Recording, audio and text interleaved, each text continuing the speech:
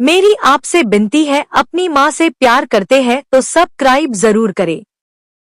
कर्मों का फल, एक गूढ़ सत्य। एक बार की बात है, देवऋषि नारद और ऋषि अनारा किसी यात्रा पर जा रहे थे। मार्ग में उन्होंने एक मिठाई की दुकान देखी। दुकान के पास झूठे पत्तलों का ढेर लगा हुआ था।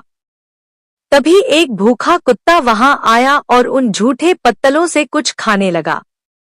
जैसे ही कुत्ता खाने लगा, वैसे ही दुकान का मालिक आया और बिना कुछ सोचे उस कुत्ते को जोर से डंडा मारने लगा।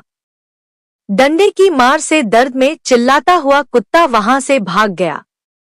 यह दृश्य देखकर देवऋषि नारद हंसने लगे। ऋषि अनारा को यह बड़ा अजीब लगा। उन्होंने विनम्रता से नारद जी से पूछा, मुनिवर, इस दुखद दृश्य में हंसने का कारण क्या है? नारद जी बोले, ऋषिवर, यह दृश्य सिर्फ आंखों से देखने जैसा नहीं है। इसके पीछे गहरा कर्म का रहस्य है। यह दुकान पहले एक अत्यंत कंजूस व्यक्ति की थी। उसने अपने जीवन में खूब धन एकत्र किया, पर किसी भूखे को भोजन नहीं दिया, किसी जरूरतमंद की मदद नहीं की। वह बस जोड़ता रहा, अपने स्वार्थ में लिप्त होकर। अब देखिए उस कंजूस व्यक्ति को। वह इस जन्म में कुत्ता बनकर पैदा हुआ और उस दुकान का वर्तमान मालिक उसका अपना पुत्र है।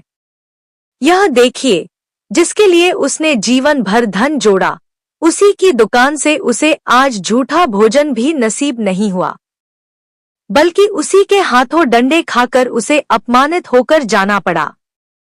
यह है कर्मों का सटीक और न्यायपूर्ण फल।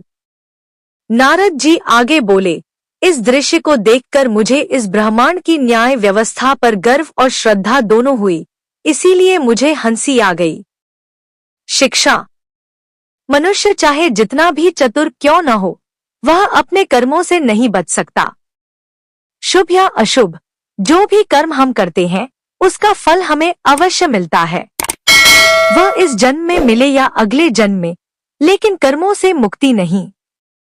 इसलिए सदैव अच्छे कर्म करें, सेवा करें, दया करें और अपने धन को परोपकार में भी लगाएं, क्योंकि अंत में केवल कर्म ही हमारे साथ जाते हैं।